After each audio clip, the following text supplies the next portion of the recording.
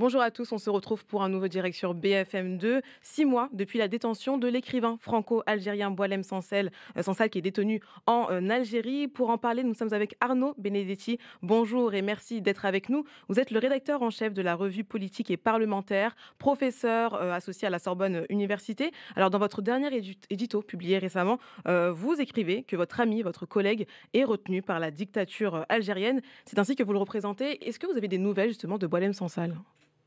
Vous savez, on a des nouvelles qui sont extrêmement parcellaires et sporadiques parce que ce que l'on sait, c'est que Boualem Sansal, aux dernières nouvelles, est incarcéré dans l'unité carcérale de l'hôpital Mostapha. Vous savez que Boualem est âgé, il est traité pour un cancer.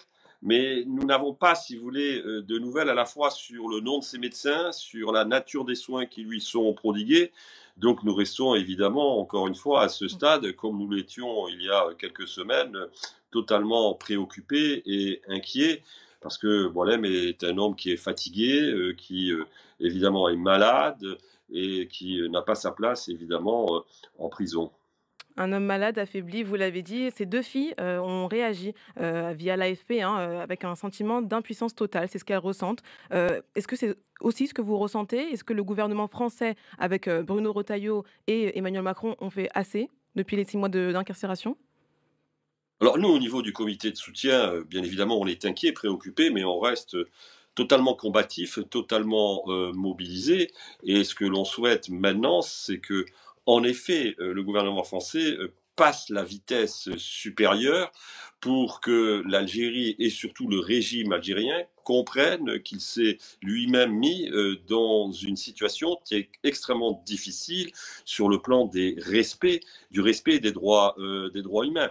Je rappelle un point qui est quand même très très important, c'est que la France vient, et il faut s'en féliciter, par la voix de son ministre des Affaires étrangères, Jean-Noël Barrot, d'annoncer que on allait saisir la Cour internationale de Mmh. justice pour séquestration de deux de nos otages en Iran. Mmh. C'est une décision que, bien évidemment, nous saluons. Mais je crois qu'il faut faire de la même chose aujourd'hui vis-à-vis de l'Algérie. C'est extrêmement important que l'on puisse saisir la Cour internationale de justice en raison de cette incarcération arbitraire de Boualem Sansal. De même que il y a des accords en cours de renégociation entre l'Union européenne et l'Algérie, un accord d'association. Cet accord d'association, pour être renégocié, il est soumis à une conditionnalité de respect d'un certain nombre de droits et de principes. Nous considérons que tant que ces droits et ces principes ne sont pas respectés par l'Algérie, il est hors de question de continuer cette négociation avec l'Algérie, dans la mesure où Boualem Sansal fait partie, il n'est pas le seul d'ailleurs au demeurant, des opposants à être incarcérés aujourd'hui en Algérie. On le sait, les tensions sont floues, hein, et sont vives entre, Alger et Paris. Pensez-vous que Boualem Sansal sert justement peut-être de pion ou de monnaie d'échange dans cette crise, diplomatique? Il l'est totalement depuis le début. Vous savez, Boualem Sansal, il est l'otage d'abord, en effet, des hiérarques algériens qui l'ont arrêté le 16 novembre dernier, il y a 6 mois. Il est également l'otage, bien malgré lui, de la relation dégradée entre la France et l'Algérie, entre Paris et Alger, qui s'est encore plus dégradée d'ailleurs ces dernières semaines. Et il est aussi l'otage, on ne le dit jamais assez, des luttes de factions qui règnent à Alger entre différents clans qui se partagent le pouvoir. Donc, si vous voulez, toutes ces contraintes, en effet, pèsent considérablement sur le sort de notre ami et nous rendent parfois, en effet, circonspects quant à une issue rapide et favorable. Mais en tout cas, nous nous battons pour qu'il y ait une issue rapide et favorable parce que son âge et ses conditions de détention ne sont pas compatibles avec les nécessaires soins Mmh. qui doivent lui être prodigués au regard de son état de santé.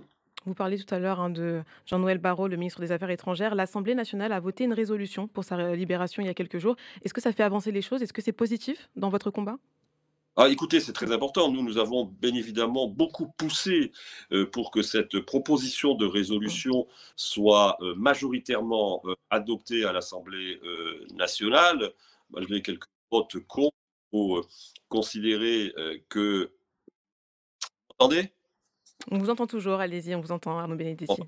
Il faut considérer que euh, euh, cette proposition de résolution est quelque chose de très important parce que, notamment, les parlementaires l'ont voté majoritairement et surtout, et c'est ça le plus important, ils ont voté un amendement qui demande à ce que Boualem Sansal soit nommé et désigné comme ambassadeur pour la Mmh. francophonie. Donc nous demandons, nous, aujourd'hui, au président de la République et au ministre des Affaires étrangères de nommer Boualem Sansal Mmh. comme ambassadeur pour la francophonie. Quelles sont les actions, que vous menez, que mène le comité pour, la libération de Boualem Sansal? Qu'est-ce qui est fait, pour, pouvoir avoir, cette Parler libération? Mmh. c'est toutes les actions dont je viens de vous parler, Mmh. c'est-à-dire, en effet, sensibiliser les pouvoirs publics, Mmh. sensibiliser les parlementaires, comme on l'a fait avec le vote de cette proposition de résolution, mais aussi Mmh. les parlementaires européens qui, au mois de janvier, ont voté majoritairement, là aussi, une proposition de résolution demandant la libération immédiate et sans condition de Boualem Sansal.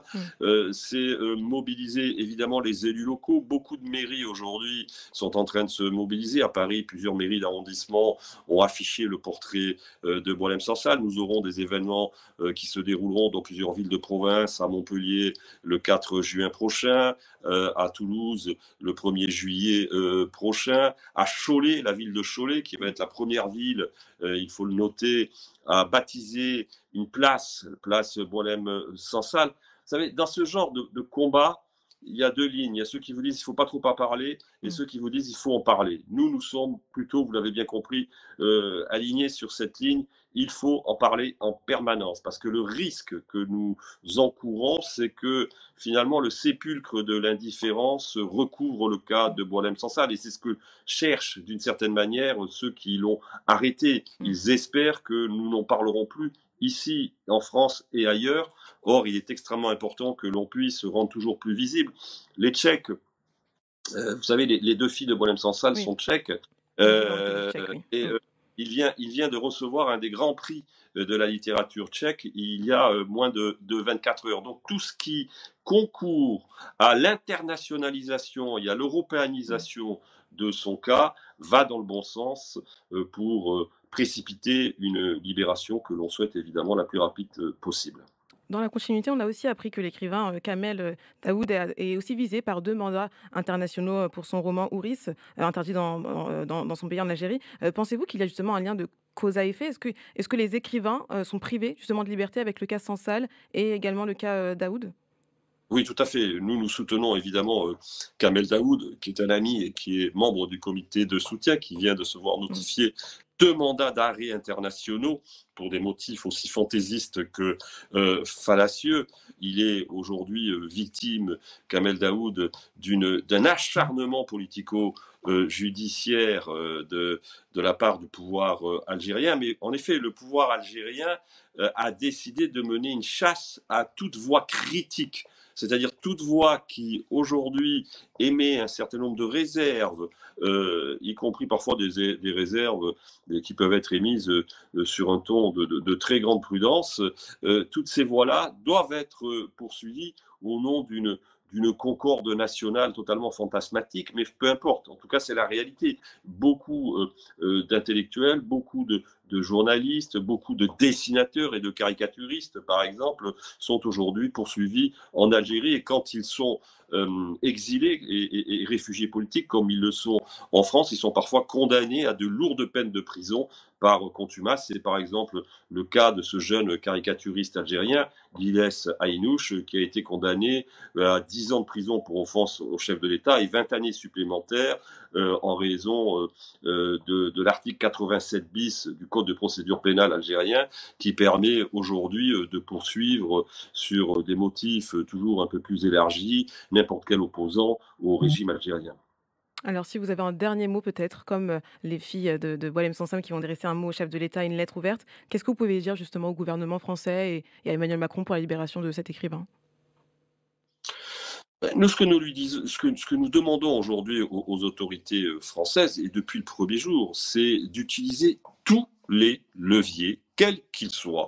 Ceux de la négociation, s'il faut négocier, mais aussi ceux de la fermeté, ceux de l'internationalisation aussi du combat, pour faire en sorte que Boilem puisse sortir le plus rapidement possible. Bolem, encore une fois, est un homme malade, il est un homme âgé, le temps joue contre lui et il faut faire vite. On ne peut pas se permettre de ne pas en parler et on ne peut pas évidemment se permettre de ne pas agir et on ne peut pas se permettre de ne faire qu'attendre. Donc il faut aller très vite. Le temps joue contre lui. On retient cette phrase. Merci à vous, Arnaud Benedetti, rédacteur en chef de la revue Politique et parlementaire et professeur associé à Sorbonne Université. On continue évidemment de suivre toutes ces négociations et la suite avec Boualem Sansal et sa prochaine libération, peut-être en tout cas sur BFM2. Merci à vous et on se retrouve pour un prochain direct.